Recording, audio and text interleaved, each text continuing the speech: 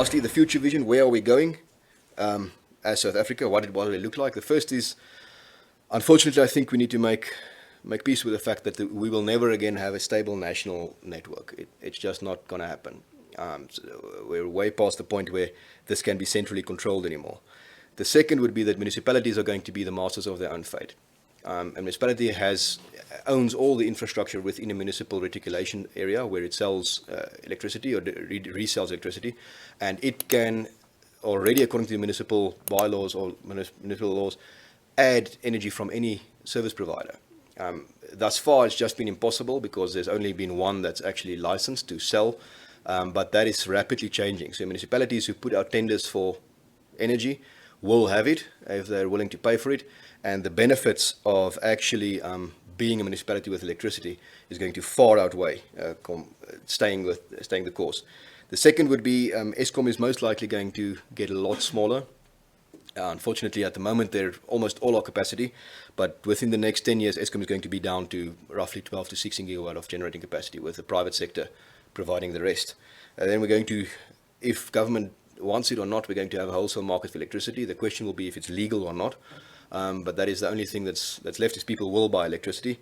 And then finally, in 10, 15 years' time, South Africa is the ideal testing area for small-scale modular nuclear reactors, which we've already seen massive interest. Everyone wants to come test their small-scale modular nuclear reactor in a country where you've got a massive demand for energy, and this is a solution that really fits our decentralized network where we're going like a glove.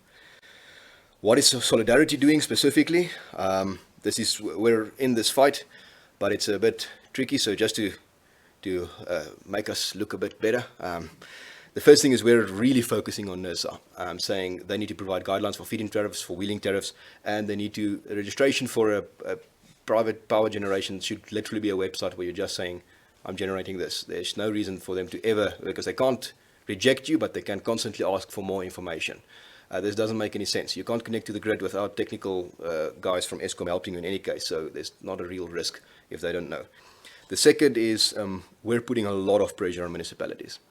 We've hit way too many little emperors, is what we call them. You've got one official somewhere who's in charge of electricity in this municipality, and they will ensure that every single bylaw is adhered to, even if the bylaw comes out of 1960, quite literally, which states a grid-tied system cannot be online when the grid is down, which was meant when the grid wasn't down unless something horrible happened.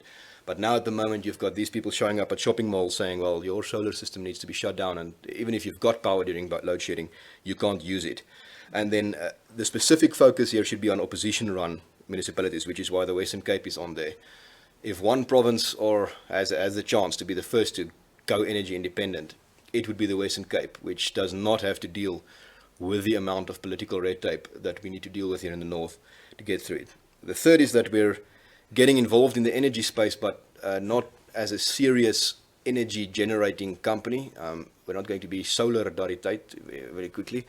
But we're doing this more symbolically for the simple reason we want to bulldoze through all of these regulations and go through the process and make sure that we get everything in line so that the private sector can follow. Private sector companies are usually skittish for actually litigating against government, because those same officials would then deny your licenses later.